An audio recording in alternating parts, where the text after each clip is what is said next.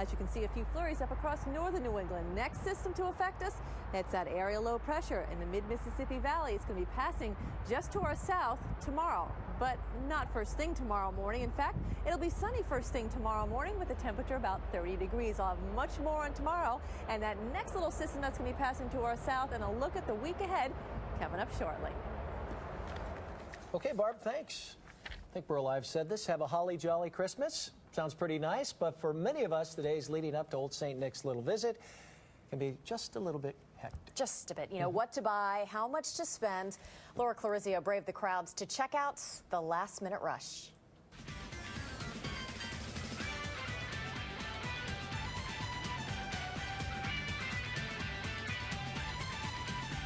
The lines to play. Ho, ho, ho, Merry Christmas! The lines to pay. Tis the season to be jolly, even if there's just 4 days left before Santa comes down your chimney. You don't know each other. We do not. But you're in the same club. We're in the same desperate club, yes. What is that club? That club is Last Minute Shopping Club. Yes, Every year? every year. Why do you guys do that? It's easier that way. Takes less time to plan. I like to think of it's desperation causes inspiration. The inspiration at the South Shore Plaza in Braintree was in full swing today. It's brisk, it's kind of exciting. Everybody's out and everybody's purchasing. It's the last final hours here. Get this for our daughter. But for some, the sluggish economy has affected their usual holiday spending sprees. Have you had to cut down this year because of the economy? Oh, definitely. But you know what? I think it makes it more special because it's not, I don't know, it's not, no one's overindulging. Who did you buy for tonight? My wife. What'd you get her? Can't tell you. She might watch the news. Don't turn it on, tell me. Okay, I got her. Oh, what did you buy? Well, I'm still looking, but you can see I have that Victoria's Secret box, so never go wrong with that. Is that for you or her? That's for, well, for both. For both.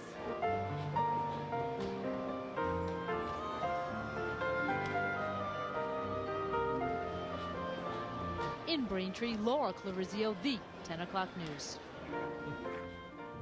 If you still have some gifts on your shopping list, this time, most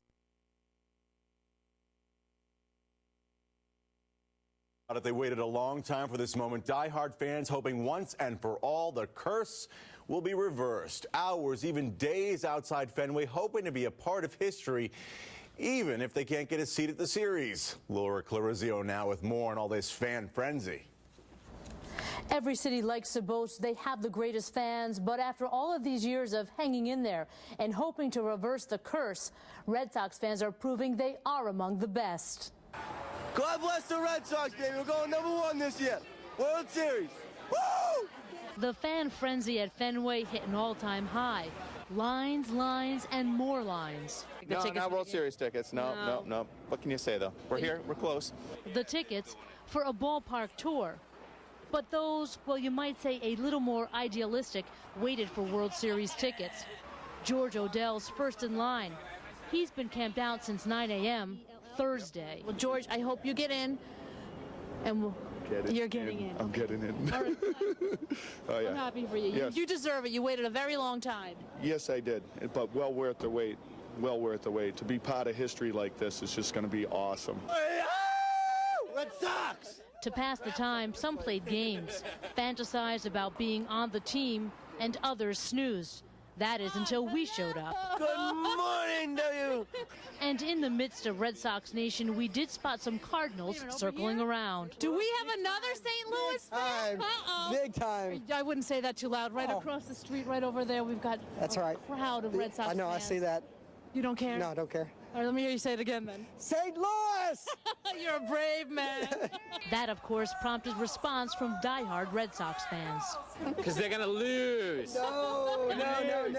No, they won't be able to hit anything in St. Louis. But the overwhelming Sox crowd didn't seem to intimidate Cardinal fans. Are you on the phone to St. Louis? I'm on the phone to St. Louis. Talking while online at the Red Sox souvenir shop. Your brother saying go Cardinals on the phone to me from St. Louis. This is true. But the truth is, Red Sox fans are out in full force.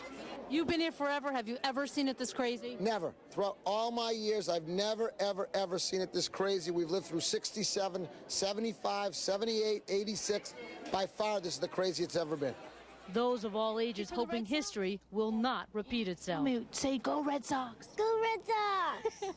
Do you like the Yankees? Yeah. No. No, you're supposed to say no on that. Do you like the Cardinals?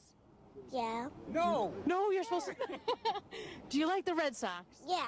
So he did get it on the third try, and you know the old saying, that's the charm. Laura Clarizio, the 10 o'clock news. Laura Clarizio inciting the natives outside of Fenway today. An Everett man has 2 seats to tomorrow night's game, and he got them for the...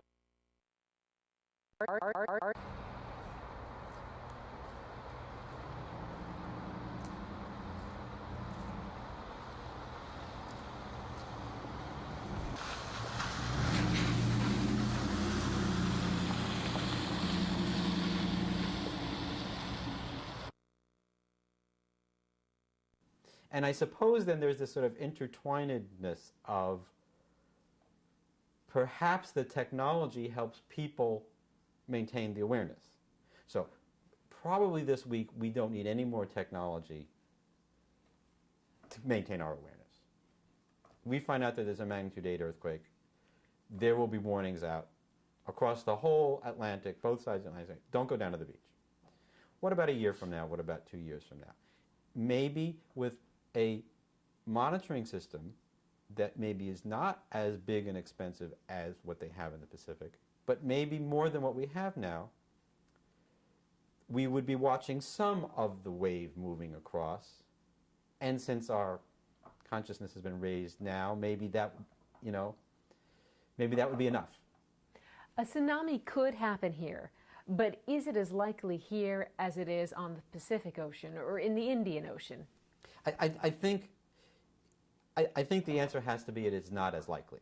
Now, what do I mean by it's not as likely? Well, what I mean by it's not as likely is you need an earthquake that's big enough. You need it, in order to make it as likely, you need it to occur as often, and you need it to have vertical motion. Okay? Now, all of those things can and do and have happened on the Atlantic Ocean side. But there are fewer zones that are plate tectonically set to make earthquakes like Sumatra in the Atlantic than there are in the Pacific. Not that there aren't any, but there are fewer. So that lowers the probability.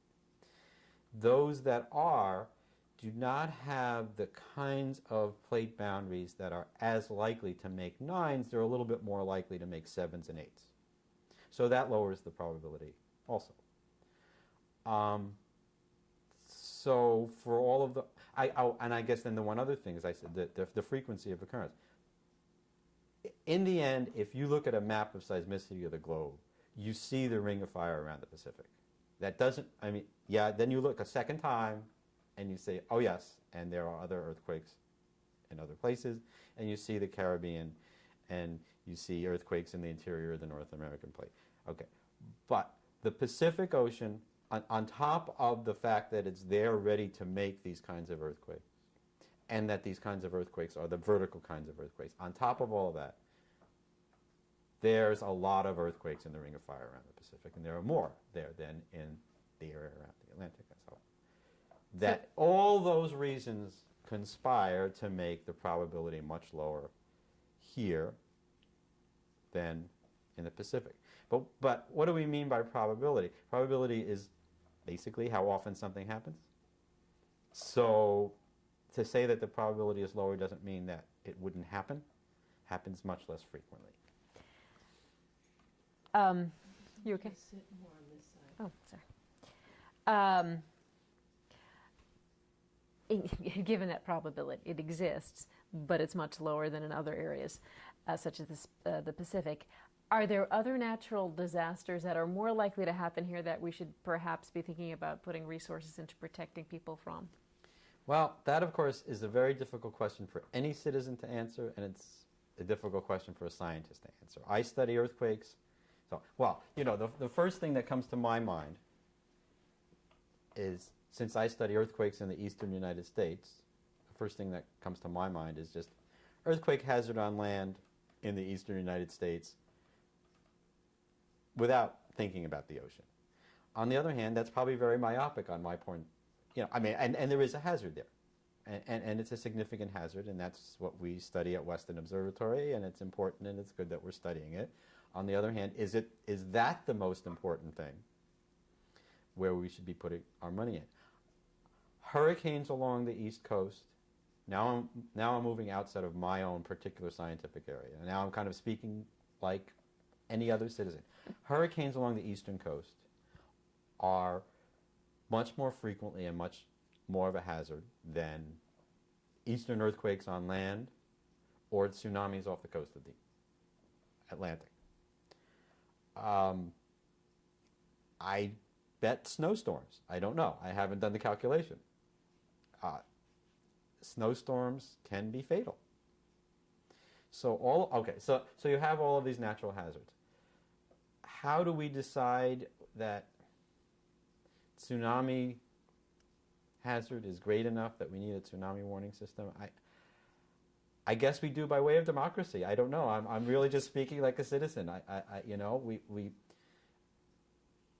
Okay. If I put on my hat as a scientist, I'd say what's really important to do is to make sure that the scientific community is well supported enough that we can continue to do research so that we can get a better sense of what these probabilities really are and give that information to people.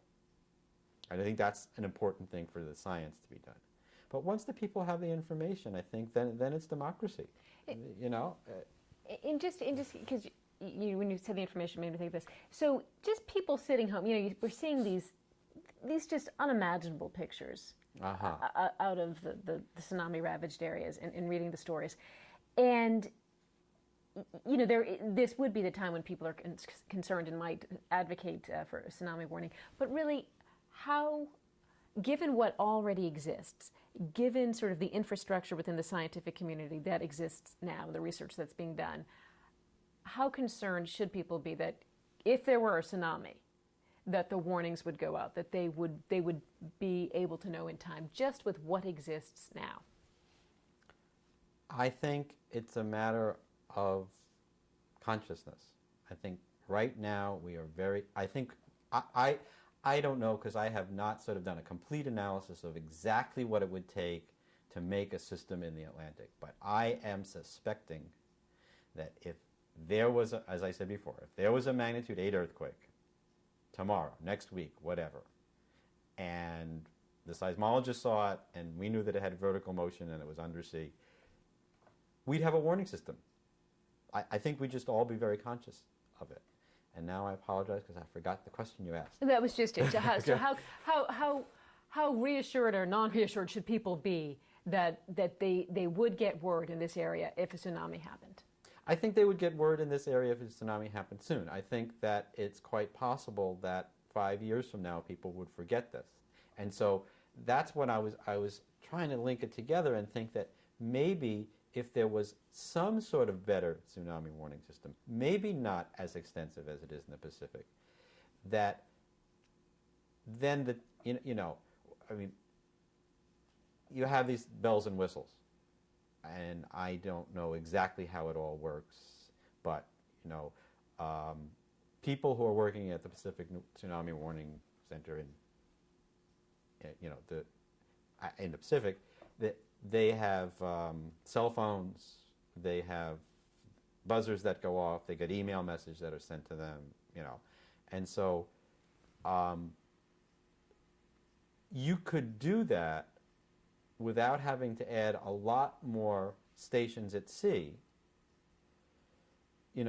With the internet and the kind of computer technology that we have now and the communications technology right now, you probably could make all of those links, and you could probably make a cell phone ring in the pocket of an emergency management person and cell buzzers go off at Weston Observatory, and you'd have some sort of a tsunami warning system. So what I was thinking was that if after our consciousness is no longer there, if there were these kinds of bells and whistles, plus maybe a little bit of an upgrade, that maybe we'd have the system we want without having to spend a whole lot of money. And I'm trying to work this out also myself as a citizen. It's easy for anybody to say, Oh, what we need is a system even better than what we have in the Pacific. And if it costs many, many, many millions of dollars, it's too bad we need it anyway. It's also easy for people to say, and we should have had that Christmas Day. But that's retrospect. So I'm just trying to piece it together kind of as a citizen myself and think about what's the right balance. Fair enough. Thank you. That's great. Thank you. Well, it's basically what I said, is that we as seismologists would know that the earthquake happened. And I think you probably would have to ask an oceanographer about this, but I know that there are buoys at sea. Now, whether they are connected to watching long period tsunami kinds of waves in a warning kind of way, that I don't know. But there is an infrastructure.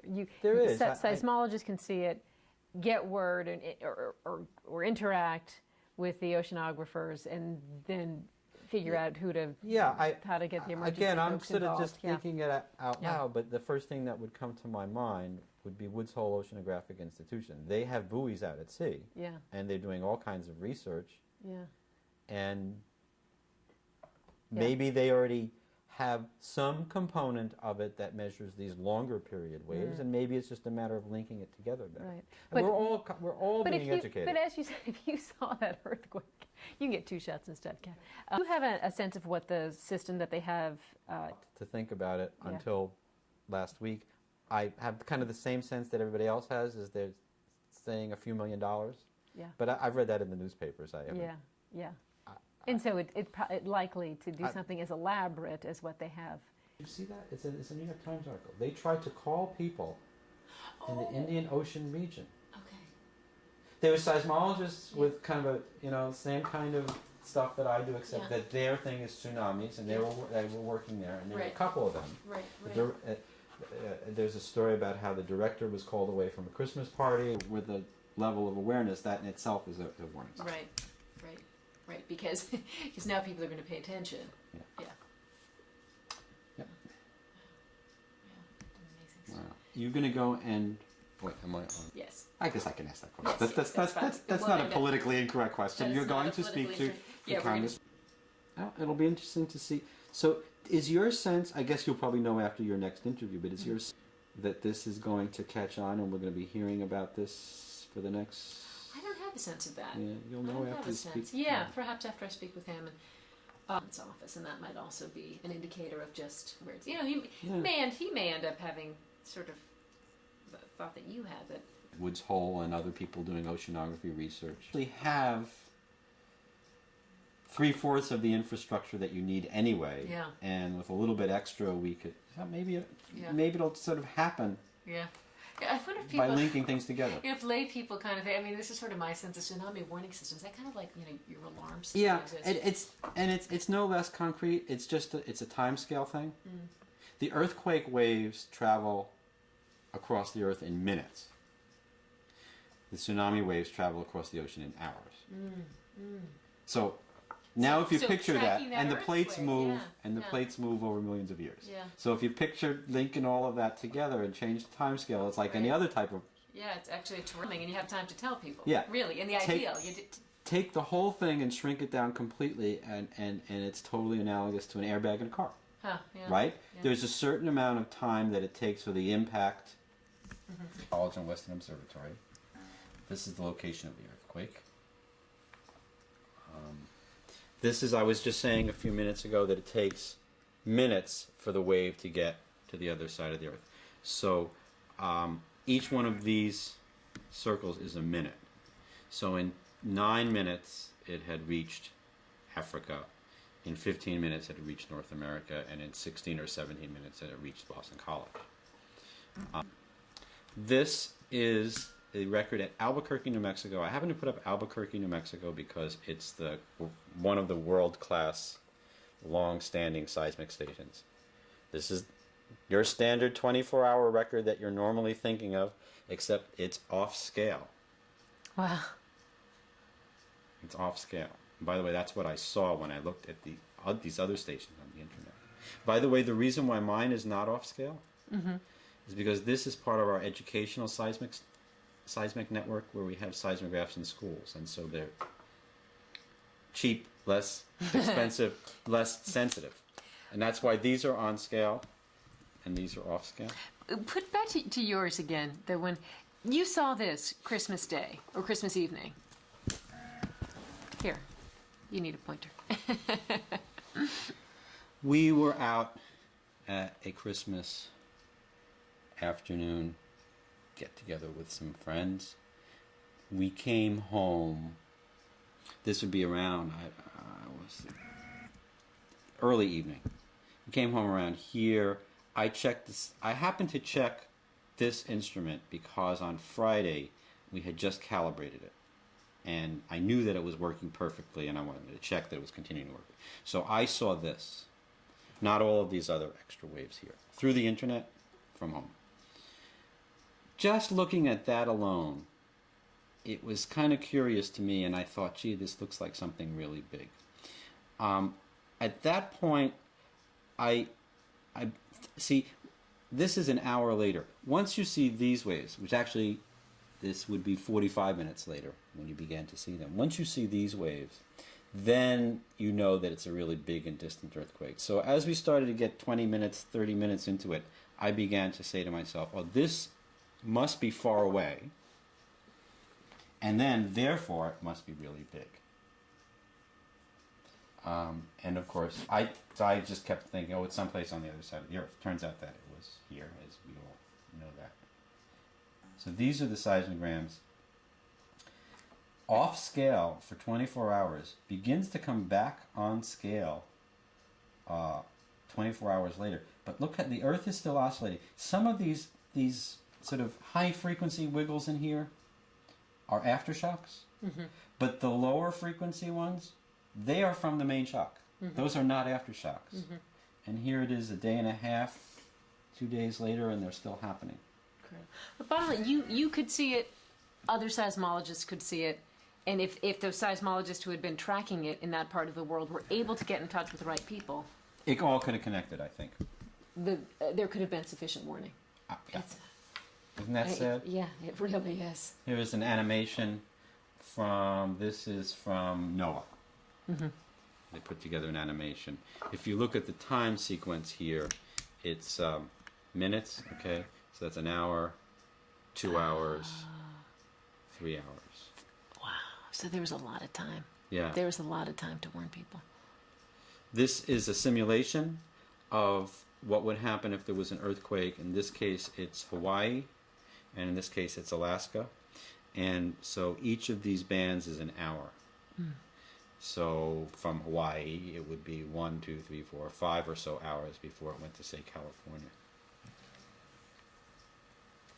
This is the wave as it was recorded by the... this is the New England Seismic Network, which we operate at Weston Observatory as for the purpose of recording earthquakes in New England and the whole northeastern United States. And so we have lots of stations, and of course, that network having been there, it recorded this earthquake from very far away. And so what you can see then when you get a distant earthquake is you can see it moving across the network. And so here it is at Weston, here it is in Hanover, New Hampshire, here it is down here in Rhode Island. We're probably good, just for... All right, I'm rolling. So you have got a proposal that you have sent to Congressman Delahunt. Can you tell me about it? We have a letter that we sent to Congressman last night asking him to look into the possibility of how we would go, the East Coast, not only Situate, of course, this would be for the East Coast, how we'd go about getting some type of a warning system out of the Atlantic Ocean.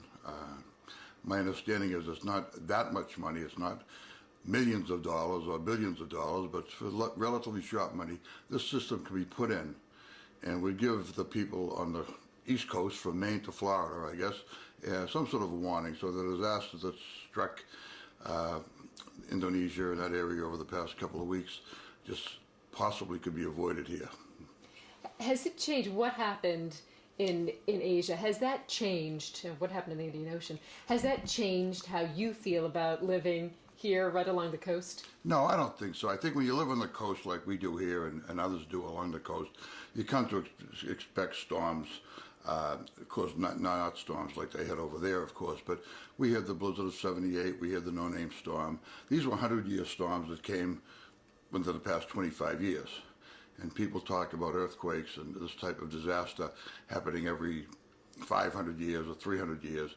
But we saw right here in Scituate, 100-year storms that came, as I said, twice in 25 years. So to say it's never going to happen or it's going to happen way in the future, we just can't predict that. And we're just trying to find out, is there any way that we can protect not only ourselves, but all residents along the coast?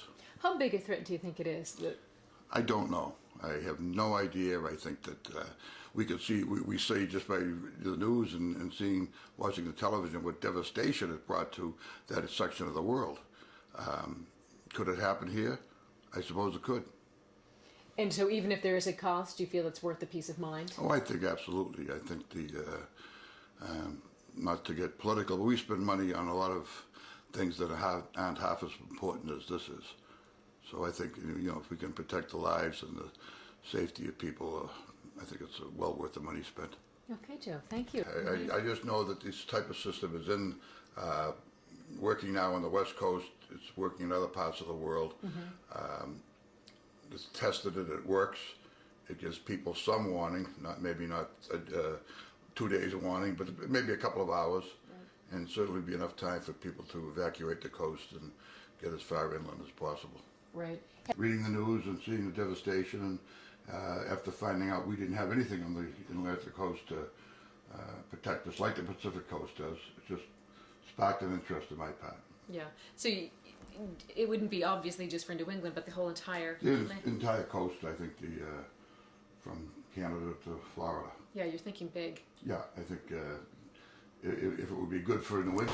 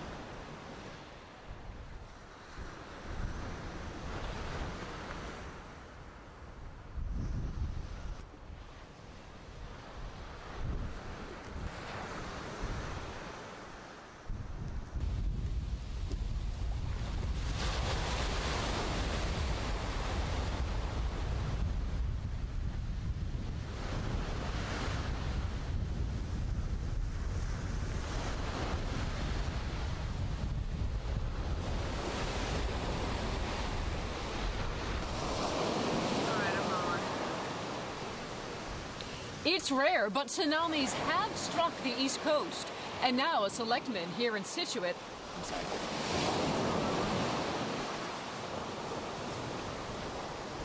It's rare, but tsunamis have hit the East Coast.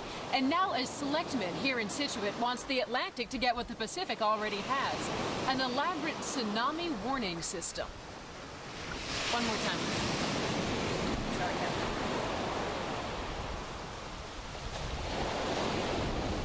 It's rare, but tsunamis have... one more time. It's rare, but tsunamis have hit the East Coast. And now a selectman here in Situate wants the Atlantic to get what the Pacific Ocean already has, an elaborate tsunami warning system. All right, let's do your look live. That was it. Oh, sorry. That's it. Okay. No comment tonight from Congressman Delahunt's office on this early tsunami warning system, but the selectmen here in Situate say they are seeking... Wait a minute, I'm sorry, let me change that. We were unable to reach anyone from Congressman Delahunt's office to comment on this tsunami warning system proposal, but the selectmen here in Situate say they are seeking support from people all up and down the South Shore. We were unable to reach anyone in Congressman Delahunt's office for comment on this tsunami warning system proposal, but the selectmen here in Situate say they are now seeking support. One more time.